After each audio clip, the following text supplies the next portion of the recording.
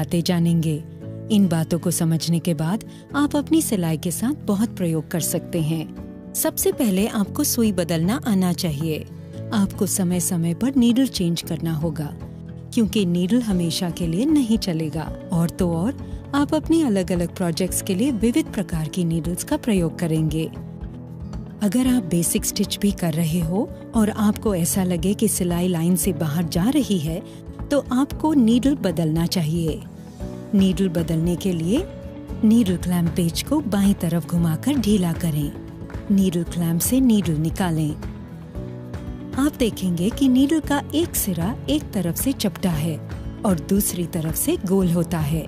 Needle को वापस लगाने के लिए उसे ध्यान से ऊपर नीडल बार की स्टॉपर तक सरकाएं। ध्यान रहे कि नीडल का चपटा हिस्सा नीडल बार की तरफ हो।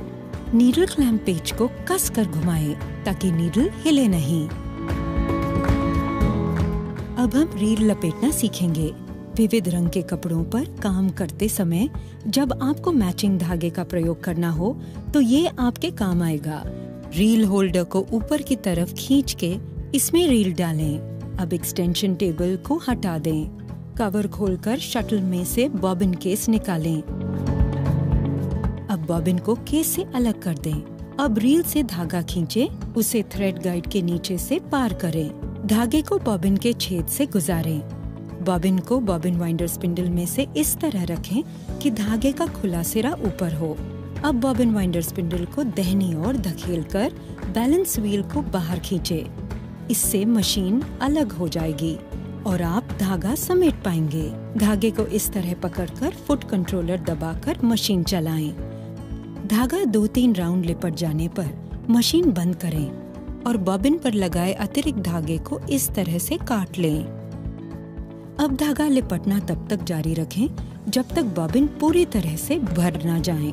बॉबिन वाइंडर अपने आप रुक जाएगा। अब धागा काटें। बॉबिन होल्डर को बाईं ओर धकेलें। बॉबिन को बॉबिन वाइंडर स्पूल से निकालें। उसे केस में इस तरह से रखें कि धागा बाईं ओर से खुले। धागे को टेंशन प्लेट में फंसाकर खींचे। ध्यान रहे कि केस में बॉबिन बाईं ओर घूमना चाहिए। अब बॉबिन को शटल असेंबली में उसकी क्लच लीवर वाली साइड से डालें। शटल को कवर करके एक्सटेंशन टेबल लगा दें। अब आप मशीन को थ्रेड करना सीखेंगे। बैलेंस व्हील को खुद की तरफ घुमाकर थ्रेड टेकअप लीवर को पूरी तरह से उठाएं। अब धागे को मशीन पर लगी ऊपर वाली थ्रेड गाइड 1 में फंसाकर धागे को स्पूल के करीब रख नीचे की ओर खींचें और पॉइंट 2 में लगाकर एरोस के मुताबिक यू टर्न लें। अब धागे को टेकअप लीवर में दाहिने से बाएं ओर घुमाकर पॉइंट 3 में फंसाएं। धागे को नीचे की ओर लाएं। टेकअप लीवर आई पॉइंट 4 में फंसाएं। नीडल बार थ्रेड गाइड के पीछे से धागे को बाईं ओर पॉइंट 5 पर सरकाएं। ध्यान रहे कि नीडल ऊंचा हो। नीडल थ्रेडर को नीचे की ओर लाएं और उसकी सहायता से धागे को नीडल में पिरोएं। प्रैक्टिस से ये आसान हो जाएगा, तो 1-2 बार प्रयत्न जरूर करें। अब बाएं हाथ में धागा हल्के से पकड़ें और नीडल को बैलेंस व्हील अपनी ओर घुमाकर नीचे नीडल प्लेट तक डालें।